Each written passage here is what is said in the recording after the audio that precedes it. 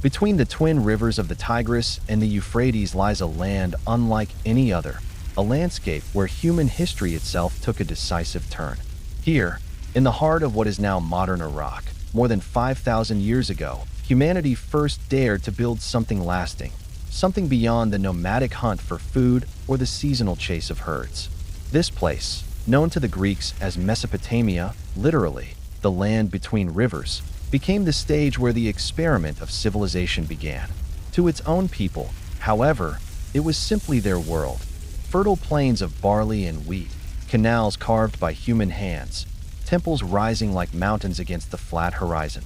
It was a land of promise, but also of peril.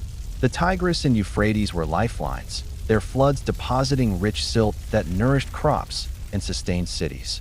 Yet, they were also unpredictable, swelling suddenly, sweeping away entire villages or leaving drought in their wake.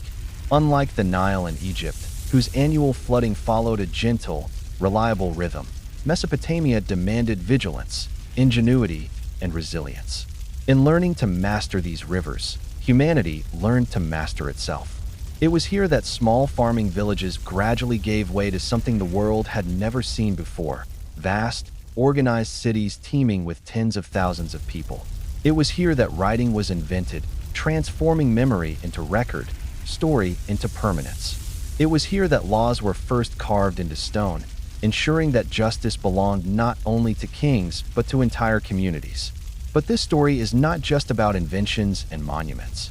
It is about people: the Sumerian farmers who bent their backs in fields of barley, the merchants who traveled along dusty trade routes with donkeys laden with goods, the scribes who pressed reeds into clay tablets, the priests who offered sacrifices at dawn to distant gods. It is about kings who sought eternal glory and poets who questioned the meaning of life. It is about a civilization that looked into the chaos of nature and declared, "We will build order." Mesopotamia was never one empire, never one nation. It was a tapestry woven of many city-states and kingdoms: Uruk, Babylon, Assur, Nineveh, each rising, flourishing, and falling, only for another to take its place. Yet together, they shaped the foundations upon which nearly all later civilizations would stand. Consider what began here. The wheel turned first on Mesopotamian soil, the plow cutting into its fertile ground. The measurement of time is into 60 minutes and 60 seconds. The concept of written law binds rulers and subjects alike. The first epic poem tells of a king who sought immortality but discovered the limits of human ambition. And yet, for all its achievements, Mesopotamia was never secure. Its open plains left it vulnerable to invasions from beyond: nomads from the Zagros Mountains, tribes from the Syrian desert, and empires rising in Persia to the east. Cities that once glimmered with power, Akkad, Babylon, Nineveh, eventually crumbled into ruins, their names half forgotten until rediscovered by archaeologists millennia later. But Mesopotamia's legacy never truly vanished. The marks first pressed into wet clay by Sumerian scribes became the ancestor of all alphabets. The principles of Hammurabi's code echo in the very concept of modern law. And the flood story recorded on Mesopotamian tablets still echoes in the scriptures of Judaism, Christianity, and Islam. This is why historians call Mesopotamia the cradle of civilization. It is not simply that it was first. It is in this land human beings began to ask the timeless questions that still guide us. How do we live together in cities? How do we measure time and record knowledge? How do we govern justly?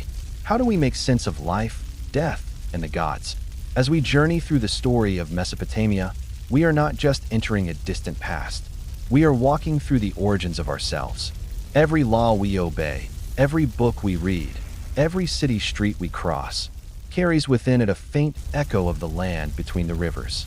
So let us begin, calmly and carefully, to retrace the steps of the world's first civilization.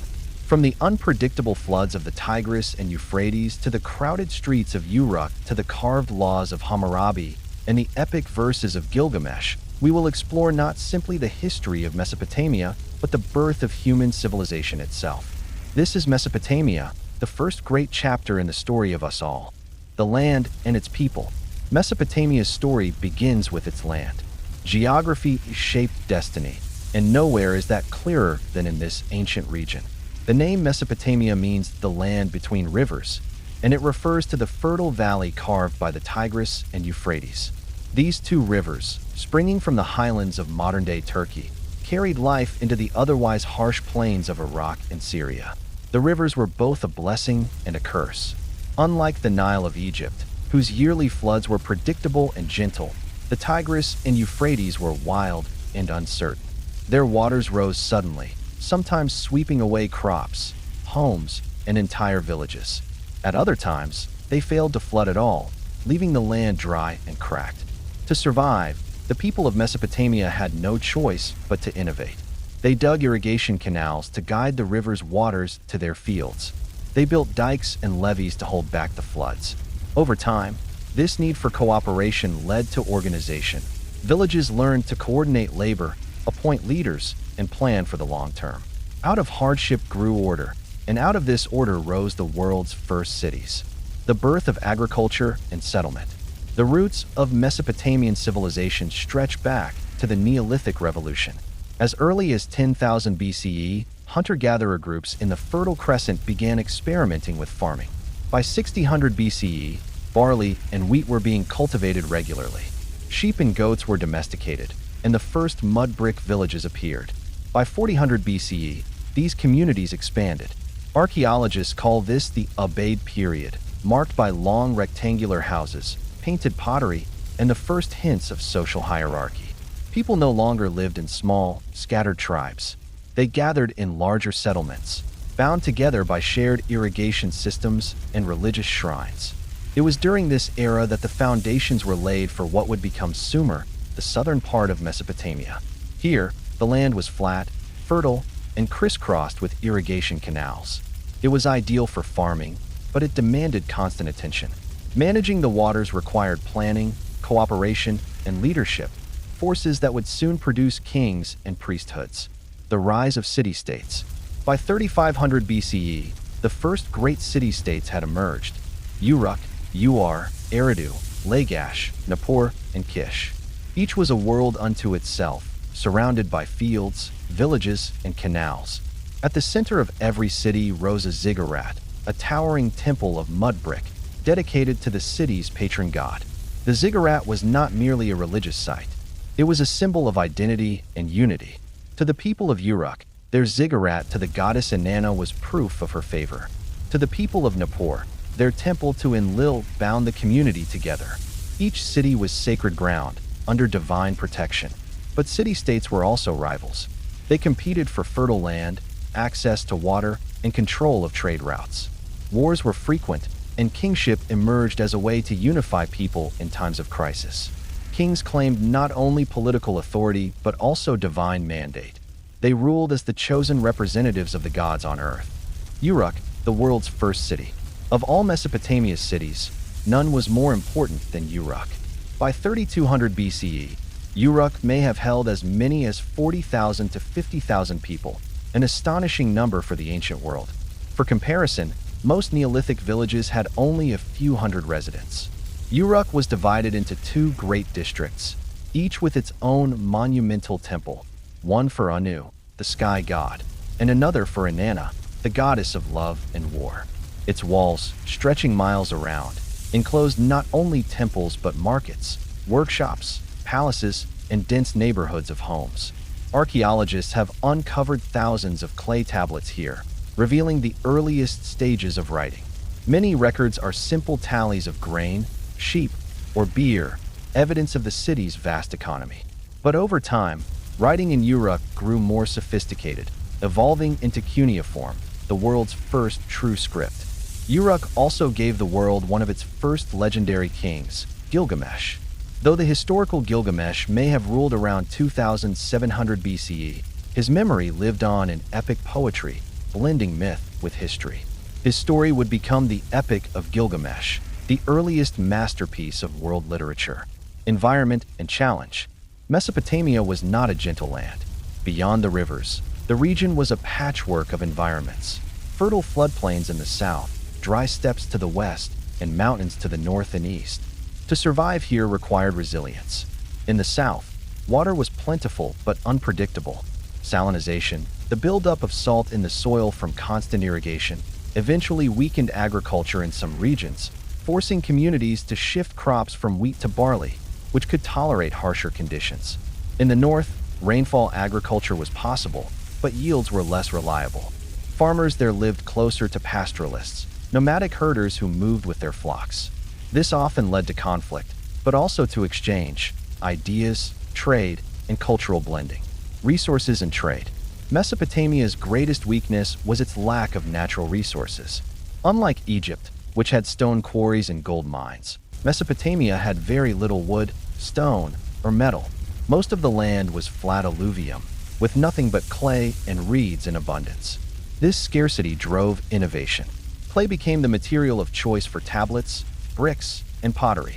Reeds were used for mats, baskets, and even writing styluses. But for metals like copper and tin, or precious stones like lapis lazuli, the Mesopotamians had to trade. From the Persian Gulf, merchants sailed to Dilmun, modern Bahrain, Magan, Oman, and as far as the Indus Valley. Overland routes connected Mesopotamia with Anatolia for tin and silver, and with the Levant for cedar wood. This web of trade made Mesopotamia not just a cradle of civilization, but also one of the first global crossroads. The people themselves. Who were the Mesopotamians? Archaeology and texts give us glimpses of their lives. Most were farmers, working the fields of barley, dates, and flax. Others were herders, craftsmen, traders, or laborers. At the top of society stood priests and kings, while at the bottom were slaves, often prisoners of war. Despite the rigid hierarchy, Mesopotamian society was dynamic. Scribes could rise to prominence through literacy. Merchants could grow wealthy through trade. Women, though often under male authority, could own property, run taverns, and serve as priestesses. Religion infused daily life.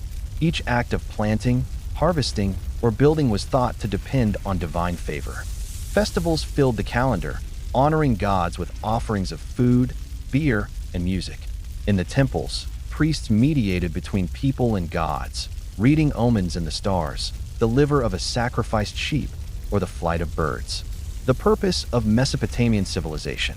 At its heart, Mesopotamian civilization was about mastering chaos. The unpredictable rivers, the lack of resources, and the constant threats from rival cities all demanded organization, innovation, and belief in a higher order. The cities were more than places to live. They were experiments in community. They offered safety behind walls, food from irrigation, and identity through temples. They bound people together in a shared destiny. And in doing so, they laid the foundation for everything that followed: law, writing, mathematics, astronomy, and literature. The achievements of the Sumerians, Akkadians, Babylonians, and Assyrians were not accidents. They were the direct result of this land, its challenges, and its people. Inventions that changed the world. Civilization is not defined only by cities and kings, but by ideas, by the inventions that allow human societies to flourish. Mesopotamia, the land between rivers, gave rise to some of the most transformative innovations in human history. Many of the tools and concepts we still rely on today first appeared here, in the fertile floodplains of Sumer and Akkad. From the world's first writing system to the wheel, from legal codes to the measurement of time, Mesopotamian inventions shaped the course of human civilization. The birth of writing, cuneiform. Of all Mesopotamia's legacies, none is greater than writing. Around 3200 BCE, in the city of Uruk, scribes began pressing wedge-shaped marks into wet clay with a reed stylus. These marks recorded quantities of grain, livestock, or beer, simple tallies used for accounting. But over time, they grew more complex, evolving into a full script known as cuneiform. At first, cuneiform was pictographic. A symbol of a sheep meant sheep, a jar meant beer. But as trade and society became more complicated, the script adapted. Abstract signs represented sounds, words, and ideas. By 2500 BCE, scribes could write contracts, hymns, letters, and even literature. The significance of this cannot be overstated. Writing allowed memory to escape the limits of the human mind. It preserved agreements across generations, recorded the deeds of kings, and transmitted myths from one age to the next. It transformed society from oral tradition to recorded history. The earliest surviving literature, the Epic of Gilgamesh, was written in cuneiform. So were the world's first dictionaries, medical manuals, and astronomical charts. Writing gave Mesopotamia its voice, and through that voice, the ancient world still speaks to us. The wheel, a turning point. Another invention that changed the world emerged in Mesopotamia around 3500 BCE, the wheel. The earliest wheels were not for transport, but for pottery. The potter's wheel allowed craftspeople to shape clay vessels quickly and with greater precision. This seemingly small innovation revolutionized storage, cooking, and trade, making pottery an everyday item. But soon the wheel was adapted for carts and wagons. Archaeological evidence shows that by 3000 BCE, Mesopotamians were using wheeled vehicles drawn by donkeys or oxen. These carts carried goods across cities and along trade routes, easing the transport of heavy loads. By 2500 BCE, the wheel was applied to warfare.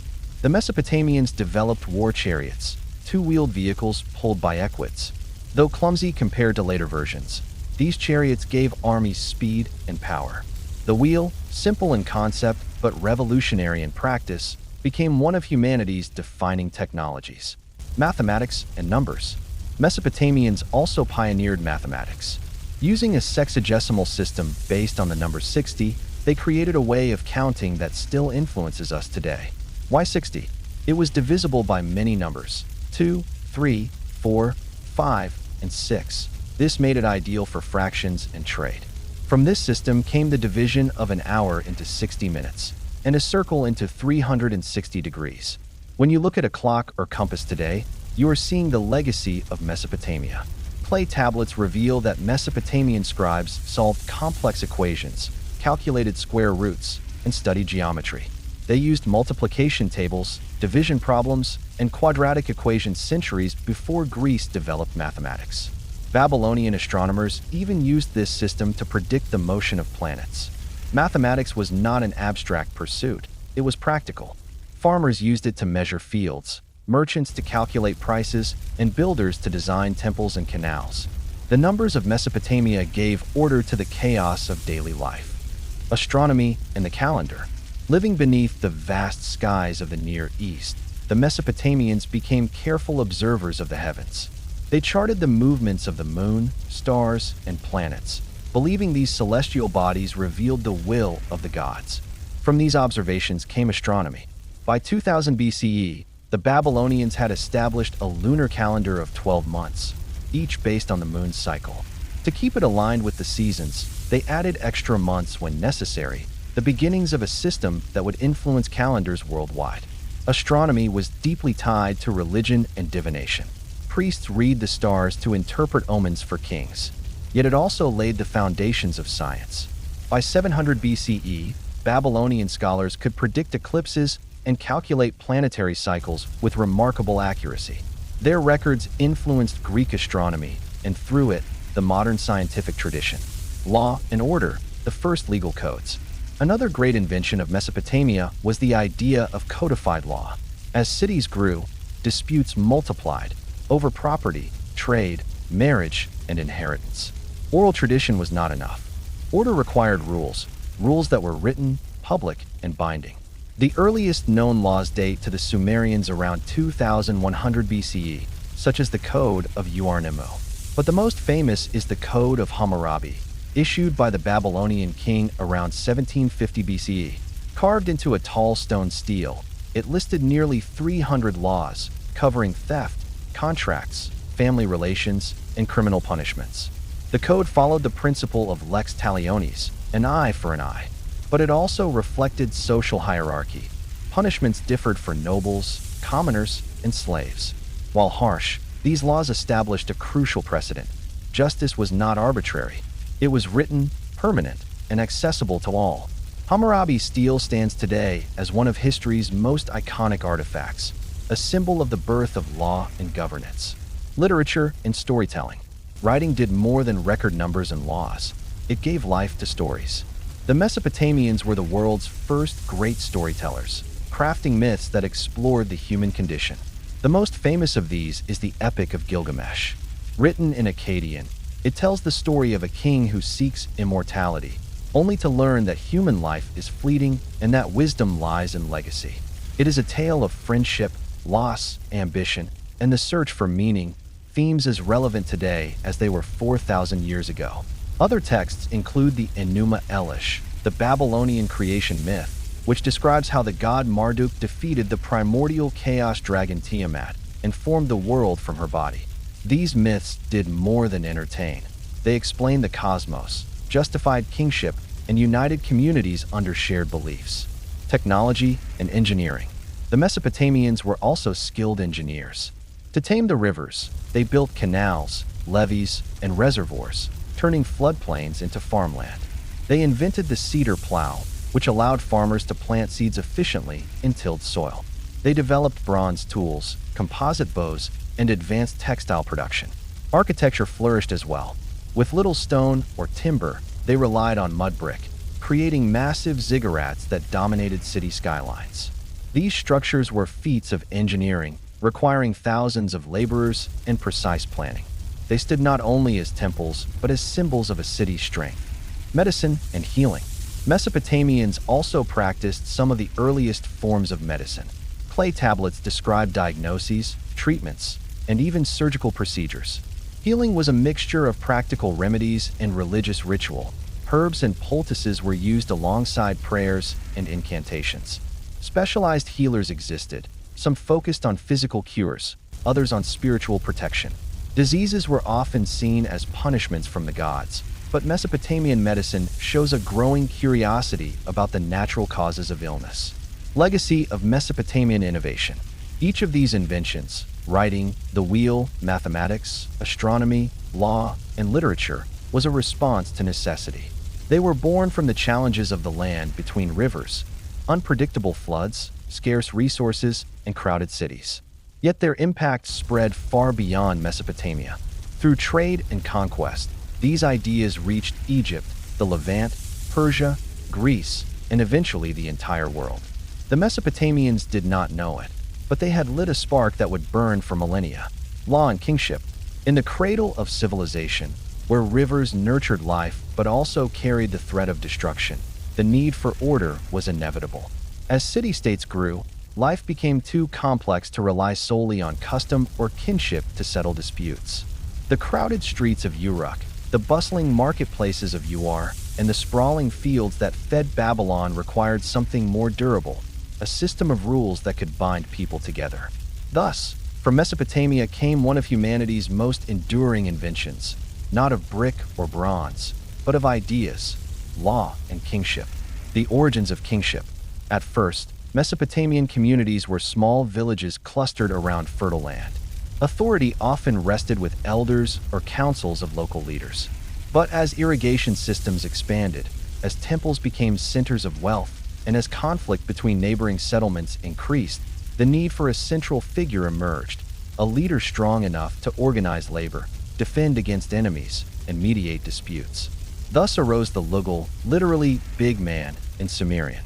The Lugal was not merely a warrior but a protector of fields, a steward of temples, and, in time, a symbol of divine favor. By the early 3rd millennium BCE, the idea of kingship was deeply ingrained. The king ruled not by his own will, but because the gods had entrusted him with responsibility. In Sumerian hymns, kings were described as shepherds chosen by the gods to care for their flock. The metaphor is telling. Kingship was imagined as both power and duty, violence tempered by obligation. A good king provided justice, ensured the gods were honored, and secured prosperity for his city. A poor king risked famine, invasion, or the wrath of the divine. The role of law in early cities. Before laws were written, justice was administered through local custom. Families or temple officials arbitrated conflicts, while kings or governors might intervene in serious cases.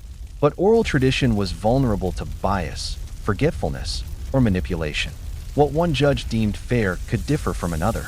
The Sumerians were among the first to see the power of recording not only stories, but also legal rules on clay tablets. From as early as 2100 BCE, in the city of Ur, kings such as Ur-Nemu began issuing decrees.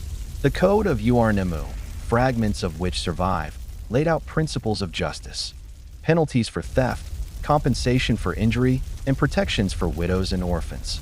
What is remarkable about this code is not its severity.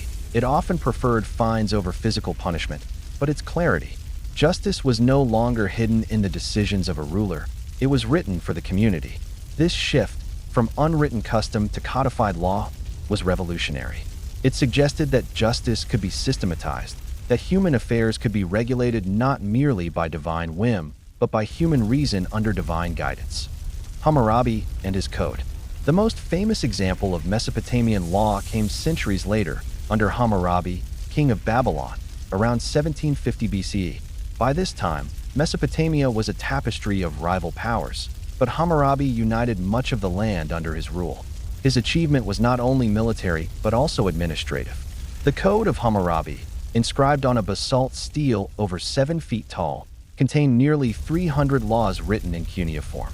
The stone itself bore an image of Hammurabi standing before Shamash, the sun god and divine judge, receiving the rod and ring, the symbols of justice.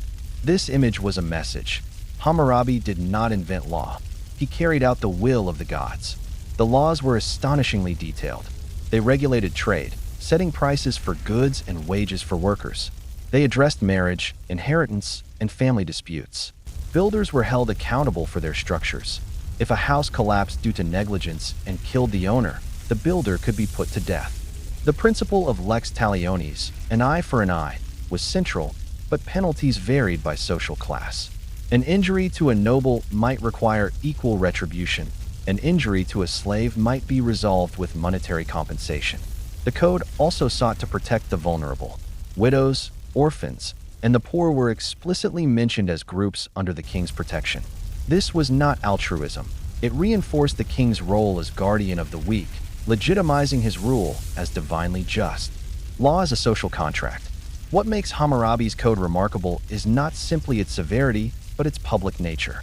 By carving the laws into stone and placing the stele in a temple for all to see, Hammurabi signaled that justice was not arbitrary.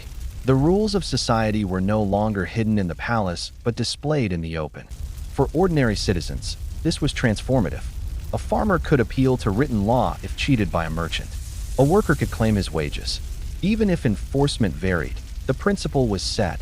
Law transcended the individual ruler. This idea, that laws could stand above kings, was one of Mesopotamia's greatest contributions to human civilization. It sowed the seeds for the concept of justice as an enduring institution, not a temporary decree. Kingship, ritual, and divine legitimacy. Law and kingship were inseparable in Mesopotamia.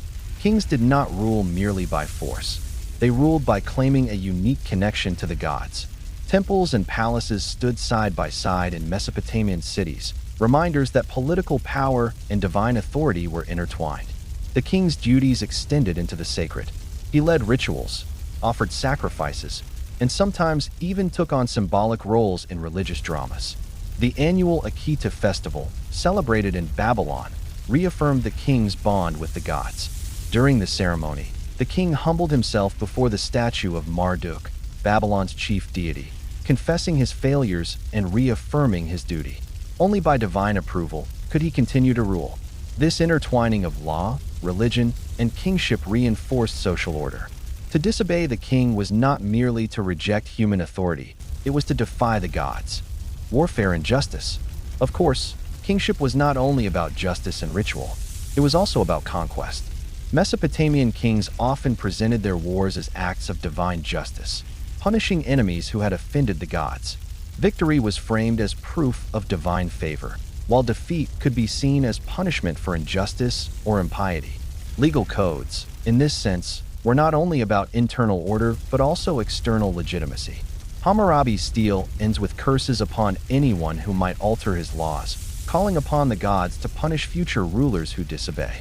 Law was both a tool of governance and a weapon of memory, ensuring that Hammurabi's vision of justice would outlive him. The broader legacy. The influence of Mesopotamian law stretched far beyond its borders.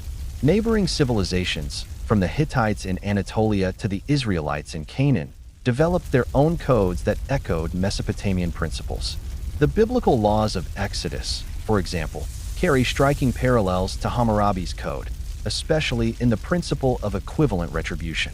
The concept that laws should be written, public, and binding shaped the trajectory of civilizations across the Mediterranean and Near East. Even today, the image of a ruler receiving authority from a divine figure resonates in art and politics. Conclusion of the segment. In Mesopotamia, law was not an abstract theory but a lived reality. It was scratched into clay tablets, carved into stone, and enacted in courts where merchants, farmers, and builders pleaded their cases. It was embodied in kings who balanced the sword and the scepter, force and fairness. Through kingship and codified law, Mesopotamia gave humanity a vision of order that has endured for millennia. We still measure justice not by the will of individuals, but by systems and codes, a legacy born in the bustling streets of Uruk, the courts of Babylon, and the steel of Hammurabi. Here, in the land between rivers, justice became more than a dream. It became the foundation of civilization. Life in the first cities. When we picture Mesopotamia, our minds often leap to kings, temples, and laws. Yet perhaps the most profound legacy of this civilization was not a single monument or ruler, but the invention of something we take for granted today, the city. For tens of thousands of years, humans lived in small villages or roamed as hunter-gatherers. Then, in the Fertile Crescent between the Tigris and Euphrates, people built something new. Settlements so large, complex, and organized that they transformed human existence. These early cities, such as Uruk, Ur, Lagash, Nippur, and Babylon, were unlike anything the world had seen before. The shape of the city. A Mesopotamian city was not a random sprawl. At its heart stood the ziggurat, a towering stepped temple, visible for miles across the flat plains. Rising like an artificial mountain, the ziggurat symbolized humanity's attempt to bridge earth and sky. At its summit, priests performed rituals to honor the gods, while at its base stretched courtyards, storerooms, and workshops. Beside the temple often lay the palace, residence of the king, a structure both administrative and symbolic. High mud brick walls enclosed storerooms, throne rooms, and offices where scribes recorded taxes and decrees. Around these two centers, temple and palace, spread the city's residential quarters. Streets wound through neighborhoods of mud brick houses. Some dwellings were modest, one-room structures for laborers. Others, belonging to wealthy merchants or officials, were larger, with courtyards, multiple floors, and storage areas. Roofs were flat, often used as sleeping spaces during hot nights. The city's edge was lined with workshops, markets, and harbors, if situated on a river or canal. Canals cut through many cities, bringing water for irrigation and transport, turning the city into a hub for both agriculture and trade. Urban life and social classes. Life in Mesopotamian cities reflected a structured but unequal society. Broadly, the population fell into several groups: nobility and priests, the ruling elite, often connected to the palace or the temple, who controlled land, wealth, and labor. Priests held particular power, for they mediated between humans and gods. Merchants and artisans, a vital middle tier. Merchants traded across long distances, bringing in timber, metals, and luxury goods. Artisans crafted pottery, textiles, tools, and jewelry, selling their wares in the city's markets. Farmers and laborers, the majority. Though they lived in or near cities, they worked the fields, canals, and orchards. Their labor fed the population and supplied raw materials for trade. Slaves and servants, often war captives or debtors. Slaves performed household chores, agricultural work, or construction. Slavery in Mesopotamia was not always permanent. Some slaves could earn or buy freedom. This social hierarchy was reinforced by law and custom.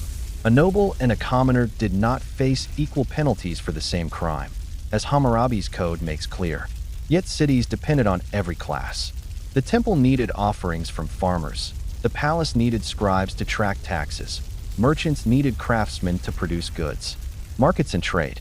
The hum of the city was perhaps loudest in the markets. Stalls lined open squares where farmers sold barley, onions, and dates. Shepherds sold wool and goats. Merchants displayed fine textiles and imported goods. Trade was essential, for Mesopotamia lacked key resources. Timber came from the cedar forests of Lebanon. Copper was imported from Oman and Anatolia. Tin, necessary for making bronze, arrived from distant Central Asia. Lapis lazuli, a deep blue stone, was brought from Afghanistan, treasured for jewelry and amulets. In exchange, the Mesopotamians exported grain, wool, textiles, and crafted items. The rivers and canals bustled with boats carrying goods, while caravans of donkeys trekked across deserts to deliver Mesopotamian produce to foreign lands. Barter was common, but silver gradually became a standard measure of value. Clay tablets record contracts, debts, and transactions, showing how carefully trade was monitored. Religion and daily life.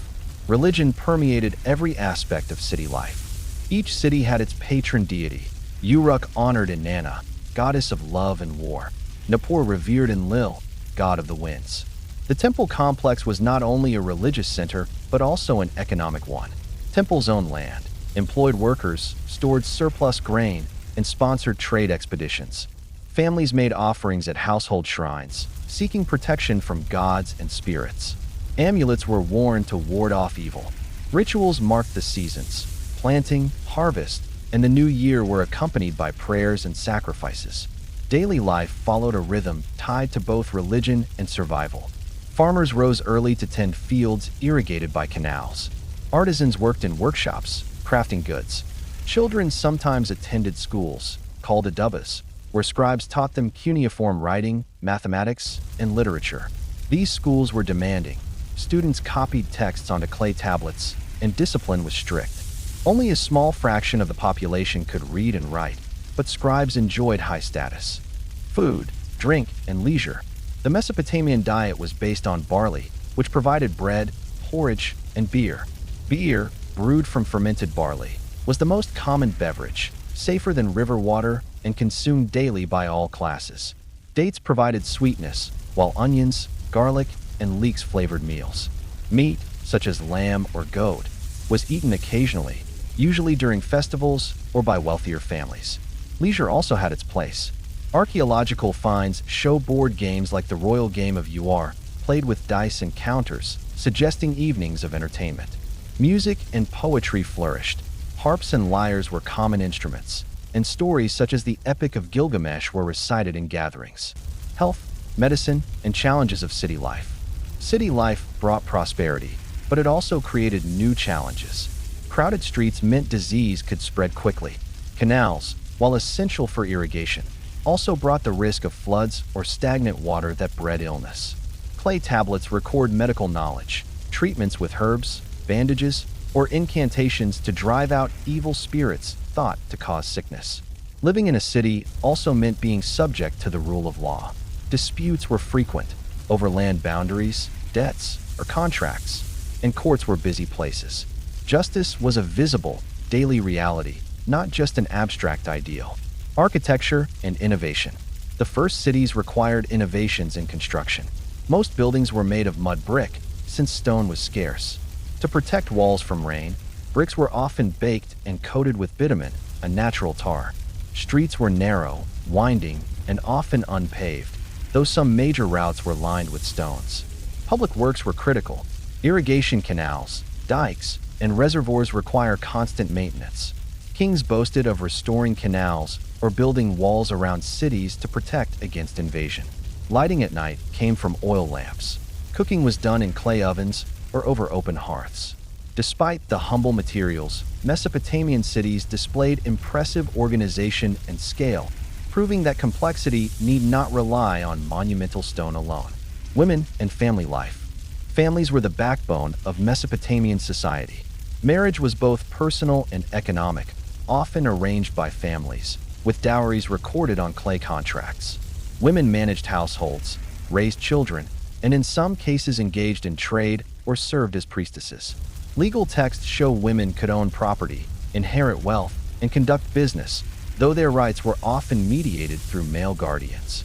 Motherhood was highly valued, but childbirth was dangerous, and prayers to goddesses like Gula, associated with healing, were common.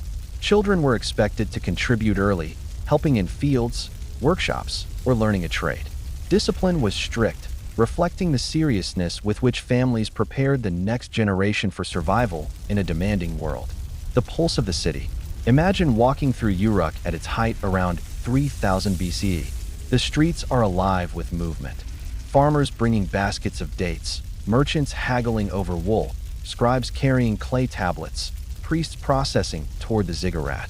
The smell of baking bread drifts from ovens. The sound of music rises from a courtyard. The city is a blend of order and chaos, wealth and poverty, piety and practicality. What began as small farming villages has become something unprecedented: urban civilization. The Mesopotamian city was not just a place to live. It was a new kind of human experiment, one that shaped how we still live today. And once cities existed, the world would never return to what it had been before. Myths and legacy. If Mesopotamia gave humanity the first cities, writing, and laws, it also gifted something less tangible but equally enduring: the stories through which people sought to make sense of life, death, the gods, and the uncertain world they inhabited. To the Mesopotamians, history and mythology were not separate realms. Their myths were woven into the very fabric of their existence, shaping their worldview, their daily rituals, and their understanding of what it meant to be human. The pantheon of the gods. The Mesopotamian gods were many, complex, and deeply human in their behaviors. Unlike the abstract deities of later philosophies, the gods of Mesopotamia had desires, fears, rivalries, and tempers. They were not distant beings, but active forces controlling rivers, storms, crops, and even the outcome of wars. Each city had its own patron deity, enshrined within the towering ziggurat at its center. Uruk worshipped Inanna, later known as Ishtar, the goddess of love, war, and fertility. Nippur revered Enlil, the storm god who was thought to hold supreme authority over heaven and earth. Babylon rose under the protection of Marduk, who in myth defeated the chaos dragon Tiamat and created the ordered world from her body. To the Mesopotamians, the universe itself was born of divine conflict and compromise. The gods were capricious. A season of abundant harvest might be credited to their favor, but a sudden flood or drought was often seen as punishment for human failings. Priests, astrologers, and temple workers acted as intermediaries, reading omens in the stars, the livers of sacrificed animals, or the patterns of smoke and water. In their eyes, every action, from planting fields to waging war, required divine approval. Rituals, temples, and daily devotion. Religious life permeated every level of Mesopotamian society. Temples were not merely centers of worship, but economic, political, and cultural hubs. They owned farmland, collected tribute, stored grain, and employed large staffs of priests, administrators, and workers. Festivals marked the rhythm of the year, with processions, offerings, and rituals meant to renew the bond between humans and the gods. The most spectacular of these festivals was the Akitu, the Babylonian New Year, held at the spring equinox. For 12 days, statues of the gods were paraded through the city, hymns were sung, and sacred dramas reenacted the creation of the cosmos. The king himself underwent ritual humiliation before being symbolically reaffirmed as chosen by the gods. Through such ceremonies, the Mesopotamians reaffirmed their place in a universe where divine will guide every aspect of existence. The Epic of Gilgamesh.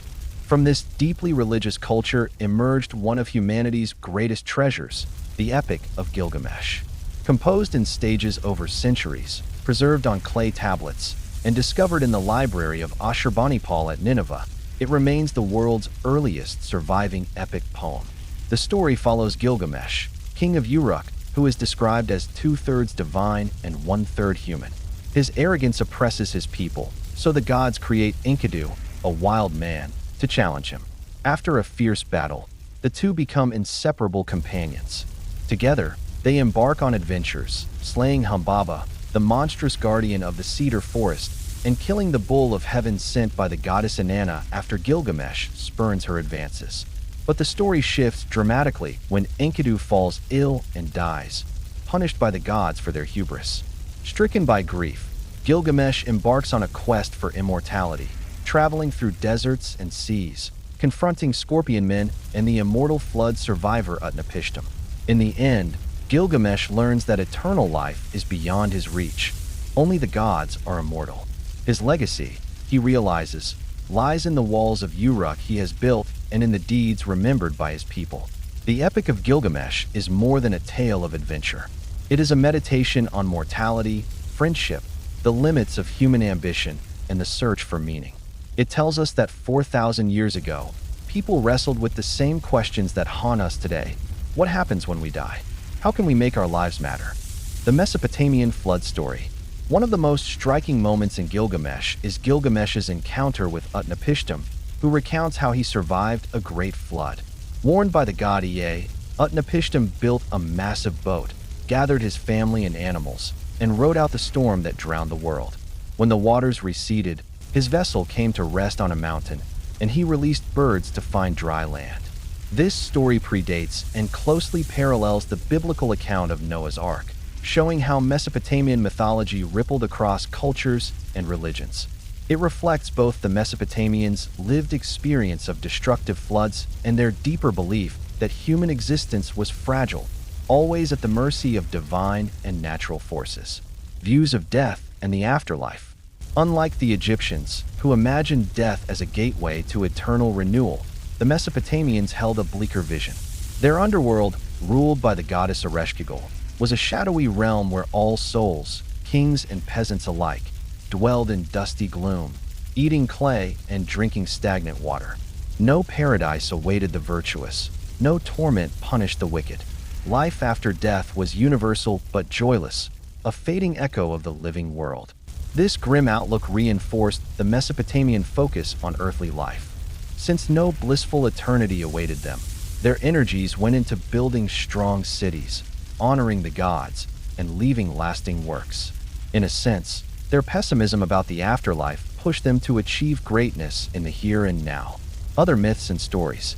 Mesopotamian mythology was vast and varied. In the Enuma Elish, the Babylonian creation epic, Marduk rises to power by slaying Tiamat, the dragon of chaos, and shaping the heavens and earth from her body. Humanity, in this telling, was created from the blood of a defeated god to serve the divine assembly. Other stories told of Inanna's descent into the underworld, where she was stripped of her powers and left hanging lifeless, only to be rescued and return, a myth that echoes cycles of fertility and seasonal renewal. Myths of Dumuzi, her consort, linked agriculture with divine rhythms of death and rebirth. These stories, recited by priests and sung by poets, were not merely entertainment. They explained the forces of nature, justified political authority, and provided frameworks for rituals. In them, we glimpsed the origins of themes, divine conflict, heroic quests, tragic loss, and cosmic order that still shapes storytelling today. The enduring legacy. Even as Mesopotamia's cities crumbled under the weight of conquests, its myths endured. The Greeks reworked Mesopotamian ideas into their own cosmologies. The Hebrews absorbed echoes of the flood story into their scriptures. Later Islamic scholars studied Mesopotamian astronomy, mathematics, and texts preserved through translation. The very act of writing myths down, pressing them into clay, ensured their survival long after temples collapsed. When modern archaeologists uncovered the ruins of Nineveh and Babylon in the 19th century, they found thousands of tablets inscribed with hymns, epics, and rituals. Suddenly, the voices of the world's first storytellers spoke again across millennia. Today, when we read Gilgamesh or study the flood myth, we are not just learning about ancient Mesopotamia. We are encountering humanity's earliest reflections on the great mysteries of existence, our origins, our mortality, and our place in a vast and uncertain cosmos. The myths of Mesopotamia remind us that long before us, people stood beneath the same stars, told stories by firelight, and tried to wrest meaning from the chaos of life. The rise and fall. Mesopotamia, the so-called cradle of civilization, did not emerge overnight, nor did it vanish in a single moment of collapse. Its history stretched across more than 3 millennia, marked by cycles of rise, decline, and renewal. The story of its ascent and eventual fall is not simply a tale of kings and conquests, but of shifting rivers, fragile alliances, and the relentless push and pull between human ambition and natural constraint. The dawn of cities.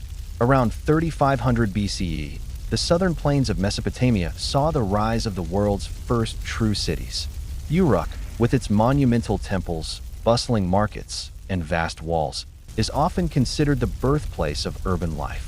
Archaeologists estimate that by 3000 BCE, Uruk may have housed between 40,000 and 50,000 people, a scale unprecedented for the ancient world. From these early centers, innovations radiated outward: the wheel, the plow, writing, and organized religion. The Sumerians, as the earliest Mesopotamian people are known, laid the foundations. Their rulers, Ensi and Lugal, oversaw irrigation projects, temple construction, and armies. Rival cities like Ur, Lagash, Kish, and Nippur competed fiercely, forging alliances one year and waging war the next. This fractured pattern would become a recurring theme in Mesopotamian history. Periods of unity followed by fragmentation. The Akkadian experiment. The first true empire of Mesopotamia emerged under Sargon of Akkad, around 2334 BCE. Rising from humble origins, legend says he was set adrift in a basket as an infant, a motif echoed later in the story of Moses. Sargon forged an empire that stretched from the Persian Gulf to the Mediterranean. Sargon's Akkadian empire was revolutionary. It established centralized administration, a standing army, and a network of governors loyal to the king. Akkadian replaced Sumerian as the dominant spoken language, though Sumerian endured as a scholarly and religious tongue for centuries. Yet the empire's brilliance was brief. By 2150 BCE, it collapsed under internal strife, rebellions, and pressures from nomadic groups such as the Gudians. Droughts may have also weakened its agricultural base, reminding us that Mesopotamia's prosperity was always tied to the precarious balance of its rivers. The Sumerian Renaissance. Out of the ruins of Akkad, Sumerian culture briefly reasserted itself. The third dynasty of Ur, often called Ur-3, circa 2112 to 2004 BCE, represented a Sumerian renaissance. Kings like Ur-Nimmu codified laws, built massive ziggurats, and organized society into a highly bureaucratic system. The Ur-3 kings sought to unify the region through a mixture of military strength and administrative efficiency. They standardized weights, measures, and taxation. They also left behind thousands of clay tablets documenting everything from labor assignments to grain rations, the raw data of ancient life. But their centralized state proved brittle. Invasions by Amorite tribes from the west and Elamites from the east shattered Ur's dominance. By 2000 BCE, Mesopotamia entered a new phase, the age of competing Amorite kingdoms. The Old Babylonian period. Among the Amorite dynasties, one city rose to prominence: Babylon. Under Hammurabi, r. 1792 to 1750 BCE, Babylon became the dominant power in Mesopotamia. Hammurabi is remembered not only as a conqueror, but also as a lawgiver. His famous code, inscribed on a basalt stele, provided rules on trade, property, marriage, theft, and punishment. The Code of Hammurabi reveals both the sophistication and the inequalities of Mesopotamian society. It established principles of justice, but also reinforced social hierarchies, with different penalties depending on whether one was a noble, a commoner, or a slave. The famous phrase, an eye for an eye, lex talionis, comes from this tradition. Babylon under Hammurabi was a thriving center of culture, law, and astronomy. But after his death, the empire weakened. Successors failed to maintain unity, and Mesopotamia once again fragmented into smaller kingdoms, vulnerable to external pressures. Kassites, Hittites, and Assyrians. From about 1595 BCE, the Kassites, a little-known people from the Zagros Mountains, took control of Babylon and ruled for centuries. They adopted Babylonian culture and religion, ensuring continuity but also relative stagnation. Meanwhile, Mesopotamia faced incursions from the Hittites of Anatolia and growing power from the Assyrians in the north. By the 9th century BCE, the Assyrians had transformed into a formidable military empire. Their capital cities, Ashur, Nimrud, and Nineveh, displayed grandeur, with vast palaces, libraries, and monumental art. The Assyrian army pioneered siege warfare, iron weaponry, and systematic deportations of conquered peoples to prevent rebellion. Kings like Tiglath-Pileser III, Sargon II, and Ashurbanipal expanded Assyrian rule across the Near East, from Egypt to the Persian Gulf. But their brutality bred resistance. The empire stretched too far, and by 612 BCE, a coalition of Medes and Babylonians destroyed Nineveh. The Assyrian experiment in empire ended in flames. The Neo-Babylonian revival. In the wake of Assyria's collapse, Babylon experienced a final renaissance. Under Nebuchadnezzar II, r. 605 to 562 BCE, the city became one of the wonders of the ancient world. Massive walls encircled it. The processional way dazzled with glazed bricks, and the ziggurat at Etemenanke may have inspired the biblical Tower of Babel. Nebuchadnezzar is remembered in the Hebrew Bible for the conquest of Jerusalem and the exile of its people. Yet in Babylon itself, he was a great builder and patron of the arts. Ancient writers described the legendary Hanging Gardens, though their existence remains debated. The Neo-Babylonian period also produced advances in astronomy. Scholars tracked planetary movements with remarkable precision, laying foundations later absorbed by Greek science. But Babylon's glory was fleeting. In 539 BCE, Cyrus the Great of Persia marched in, welcomed by many as a liberator. Mesopotamia was absorbed into the vast Achaemenid Empire, ending its independence forever. Persian, Greek, and Roman Mesopotamia. Under Persian rule, Babylon remained important but lost its primacy. The Persians allowed local traditions to continue, but the political heart of the empire lay in Persepolis and Susa. Later, Alexander the Great swept through Mesopotamia, defeating Darius III at Gaugamela in 331 BCE. For a brief moment, Babylon became Alexander's capital.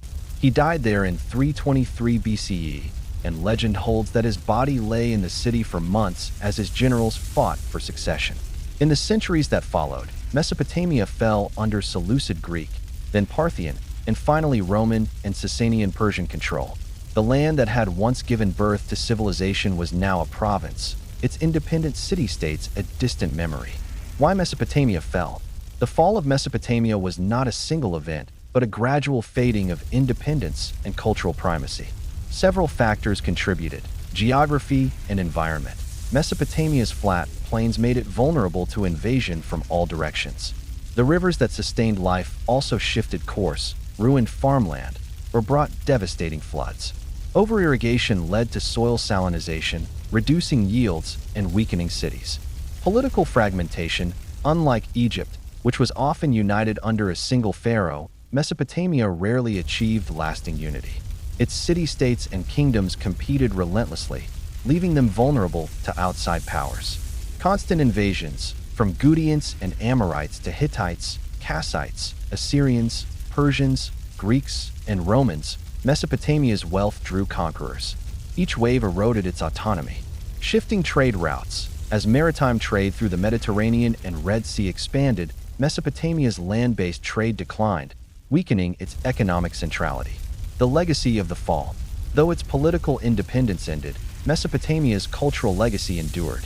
Its cuneiform texts preserved myths, laws, and scientific observations that influenced later civilizations. The Hebrew Bible bears echoes of Mesopotamian stories. Greek philosophy absorbed Babylonian astronomy. Modern legal systems owe debts to Hammurabi's code. The rise and fall of Mesopotamia illustrate a profound truth of history. No civilization, however innovative, is immune to change. Its glory lay not only in its triumphs, but also in its willingness to adapt, absorb, and pass on its wisdom. When Cyrus entered Babylon in 539 BCE, Mesopotamia did not vanish. It transformed, its memory carried forward by conquerors and scholars alike. Even today, when we speak of cities, empires, laws, and literature, we speak in the shadow of Mesopotamia. Its fall reminds us that civilizations may pass, but their ideas echo through time. The legacy of Mesopotamia. When we step back from the ruins of Mesopotamia, what lingers is not only the memory of its once great empires, but the realization that much of our world still runs on ideas first forged in that land between rivers. The closing chapter of Mesopotamia's story is not simply about decline, but about endurance, how knowledge, culture, and tradition outlived the fragile cities that first gave them form. 1. the threads that never broke. Though the Neo-Babylonian Empire eventually fell to the Persians under Cyrus the Great in 539 BCE, the intellectual and cultural achievements of Mesopotamia did not vanish with its political independence. Persians adopted and adapted the cuneiform tradition, administrative systems, and religious practices. Later, Greek conquerors under Alexander the Great marveled at Babylon's grandeur and absorbed Mesopotamian astronomy, medicine, and mathematics into their own traditions.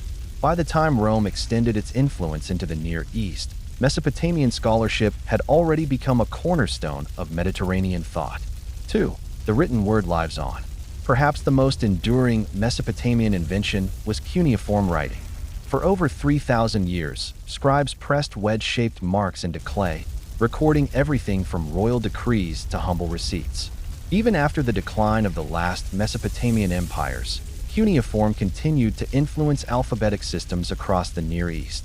More importantly, the principle of writing itself, the act of preserving words beyond memory, changed the trajectory of humanity. Today, every book, every email, every written law still echoes that first step taken in Sumer's dusty fields. 3. Time, numbers, and the order of the universe. Another invisible legacy lives in how we measure our lives. The Mesopotamian sexagesimal system gave us the 60-minute hour and the 360-degree circle. Their astronomers charted the heavens, noting the cycles of the moon and planets with such precision that modern scholars still marvel at their tables. Concepts like the zodiac, later developed in Hellenistic times, were built upon Babylonian observations of the skies. Every glance at a clock, every compass bearing taken at sea, every astronomical calculation carries the imprint of Mesopotamian numeracy. 4. Law and governance. The Code of Hammurabi was not just a monument of its time, but a foundation for legal philosophy. The idea that justice should be codified, written, and applied consistently across a society set the stage for later systems of law, from Roman jurisprudence to modern constitutions. Even though Hammurabi's principle of retributive justice may sound harsh today, its core concept, that law should transcend the will of individual rulers, remains the heartbeat of organized societies. 5. The human story in literature. The Epic of Gilgamesh, rediscovered in the ruins of Nineveh in the 19th century, startled the modern world with its familiar themes: friendship, mortality, and the search for meaning. Within its verses lies one of the earliest flood narratives, predating and influencing later biblical texts. More than that, it is a meditation on what it means to be human. When Gilgamesh, the mighty king, realizes that no one can escape death and that only deeds endure, we hear a truth that resonates across millennia. Literature as a mirror of human longing begins with Mesopotamia. 6. The afterlife of the cities. Though their mud brick walls crumbled, Mesopotamian cities left deep imprints on world memory. Babylon became a symbol of pride and decadence in the Hebrew Bible. Assyria's might and cruelty etched themselves into the lore of surrounding peoples. Sumer's earliest achievements became legendary, remembered by later chroniclers as the first flourishing of human order. Even as political entities disappeared, the names of Mesopotamian cities carried weight far beyond their ruins. 7. Rediscovery in the modern age.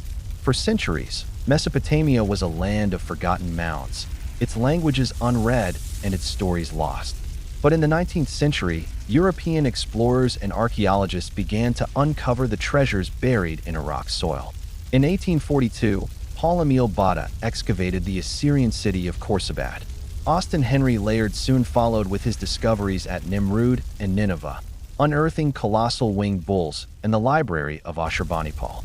The decipherment of cuneiform by Henry Rawlinson opened a floodgate of knowledge, revealing texts that reshaped our understanding of human history. Suddenly, what had seemed like myth in the Bible and Greek tradition became historical fact. 8.